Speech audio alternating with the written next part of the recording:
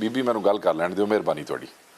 बड़ी वाज़ेह सी बात है, आपने कहा जी कि क्या असर पड़ा। प्रोग्राम में नहीं है ना, हाँ, सुन ले, मुझे ना सिर्फ वन लाइनर जी, सिर्फ वन लाइनर मंसूर भाई, मंसूर बोले शेख साहब, मैं डिक्टेट नहीं कर रहा बीबी, मैं नहीं कर रहा, मैं डिक्टेट नहीं कर रहा, बिल्कुल मेरी टोन ठीक है, प्लीज नहीं नहीं आपके साथ तो मैं बात ही नहीं कर रहा, मैं मंसूर साहब से बात कर रहा हूँ। आपकी मेहरबानी, दोनों बड़े काबिल। आपको किसने कहा कि मैं आपसे बात करना चाह रही हूं? शेख साहब बात कंप्लीट कर।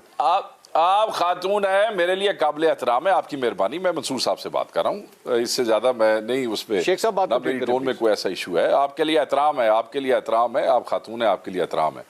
मैं मंसूर भाई सिर्फ ये कहना चाहता हूँ कि अगर तो मैं नून लीग की ये बात मान लूँ कि एस्टेब्लिशमेंट ने इमरान खान को इलेक्शन रिग करके दिया था, ठीक है, मेरी गल सुन रहे हो मंसूर साहब, तो फिर आपका सवाल बनता ही कोई नहीं। मैं पहले बात ये कर लेते हैं कि मेरा ख्याल है कि हमें थोड़े से हकायक दुरुस्त करने की ज़रूरत है।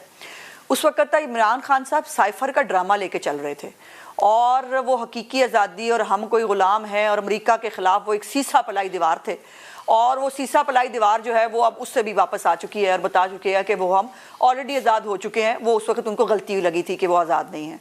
और दूसरा ये है कि उसके बाद ये जो तोशा खाना के मामलात हैं, ये जो उनकी खुद के एतराफ़ जुर्म हैं, ये उसके बाद सामने आए हैं। सो वो अगर ये पहले हो गया होता, पाकिस्तानी कौम को इतना पागल अगर कोई समझता है तो वो उसकी गलत फहमी है, फिर वो खुद ही अपनी सियासत पे गौर करें, उस पर हम क्या कहेंगे।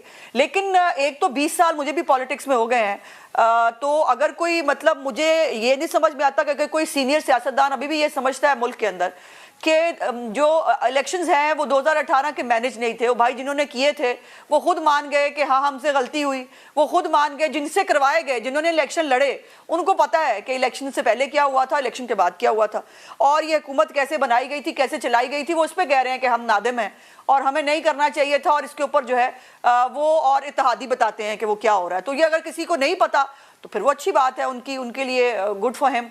बट दूसरी बात यह है, पनामा पे बात हुई, ये भी मेरा ख्याल है हकायक दुरुस्त फरमा लेंगे कि किसी के दुरुस्त नहीं है कि पनामा का जो उमर चीमा का क्वेश्चनेयर है वो गया था जो है वो शरीफ बरादरान के पास और मियाँ साहब की फैमिली के पास, जिसके ऊपर उन्होंने जवाब दिए। कम से कम उन्होंने जवाब तो दिए। इमरान खान इस वक्त कानून से ऊपर है, वो किसी को जवाब देने का पाबंद नहीं है, वो किसी को जवाब देना मुनासिब नहीं समझता। और इतनी घटिया और छोटी चोरियां ये जो है ये अब सामने आ चुका है लोगों के कि ये ज़कात और खैरात खाता रहा है। फाइनेंशियल टाइम्स की स्टोरी बाद में आई है जिसके अंदर उन्होंने बताया है कि ज़कात और खैरात के नाम पर पैसे जो है वो इकट्ठे किए और उसके बाद उनको मनी लॉन्ड्रिंग करके पाकिस्तान की सियासत में इस्तेमाल किया।